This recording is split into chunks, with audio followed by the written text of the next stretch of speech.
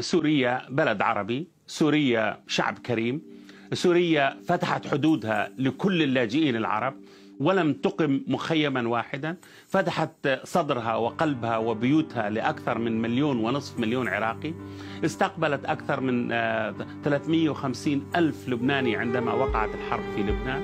سوريا هي الدولة الوحيدة التي كانت تستقبل العرب بدون أي إقامات ولا تأشيرة دخول. الآن يعني المصيبة أنه الدول العربية تدير وجهها على الطرف الآخر، يعني لا يفعل شيء على الإطلاق بالنسبة لهؤلاء اللاجئين السوريين. لماذا لا يفتح لماذا يعني تستقبل ألمانيا 850 ألف لاجئ والمملكة العربية السعودية لا تستقبل لاجئا واحد، الكويت لا تستقبل لاجئا واحدا، الإمارات لا تستقبل لاجئا واحدا؟ يعني ليش مش عرب؟ مش إحنا أولى فيهم؟ احنا اولى بالسوريين، مش المانيا ولا فرنسا ولا المجر.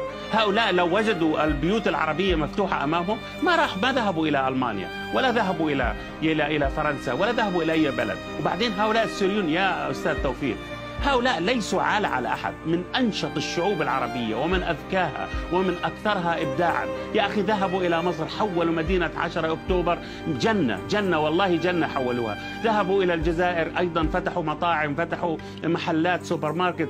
ذهبوا إلى السودان أيضا، يعني لم يكونوا عالة على أحد. ذهبوا إلى لبنان، شوف لبنان صحيح هناك فقراء لكن الآن بدأوا في الدائرة التجارية أو في محلات تجارية. أيضا في الأردن، تفضل على الأردن وشوف في بريطانيا يا سيدي. يعني هؤلاء لن يكونوا عالة على السعودية. لماذا نحن العرب الأغنياء؟ طيب الفقراء، والأردن فيش فيه مية واستقبل أكثر من 2 مليون سوري وقبلهم أكثر من 1 مليون عراقي، ما في مية والله ما في مية.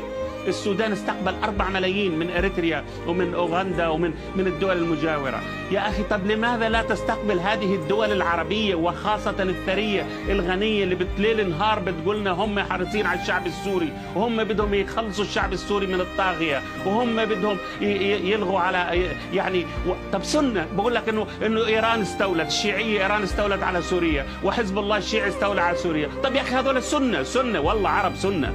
طب ليش ما تاخذوهم عندكم؟ طب طلعوا من البلد، مش هذول لا يبحثوا عن حياة كريمة، هؤلاء يبحثوا عن حياة فقط. يعني لماذا لا تفتح السعودية حدودها زي ألمانيا زي فرنسا زي المجر؟ لماذا لا تستوعب 500,000 أو 1,000,000 سوري مثلا لاجئ؟ لماذا لا تستوعب الإمارات 1,000,000؟ لماذا لا يعني تفتح أبواب قطر ل1,000,000 آخر؟ بس هم يعني يحاربوهم في سوريا وممنوع يجوا إلى هذه الدول. هنا هي المشكلة الأساسية اللي احنا بنتحدث عنها. عيب اليوم الطفل هذا، الكل بيبكي على الطفل هذا، الطفل اللي غارق هو وامه واخوه. طيب يعني وين الكرامه؟ وين النخوه؟ يعني لماذا لا يستقبلوا يا اخي؟ لماذا لا يستقبلوا لاجئ واحد؟ طب لماذا نبعث لا الزعتري بعثوا فلوس للزعتري، بس كمان الاتحاد الاوروبي بعث فلوس لمخيم الزعتري في الاردن. لكن ماذا فعلوا؟ يروحوا يشوفوا والله البنات السوريات حلوات نتجوزهم نستر عليهم. يا اخي خذوهم عندكم في السعوديه وفي الخليج واستروا عليهم يا سيدي، اتجوزوهم يا سيدي، بس خذوهم عندكم. بس تروح على الاردن بس يعني زواج لمده شهر، مسيار ولا مش عارف ايش، مسفار لمده شهر ولا مده شهرين بعدين تتخلوا عنهم. لا، هذا شوف، من تدخل في الازمه السوريه وارسل سلاحا للازمه السوريه يجب ان يتحمل مسؤوليه ما يجرى في سوريا.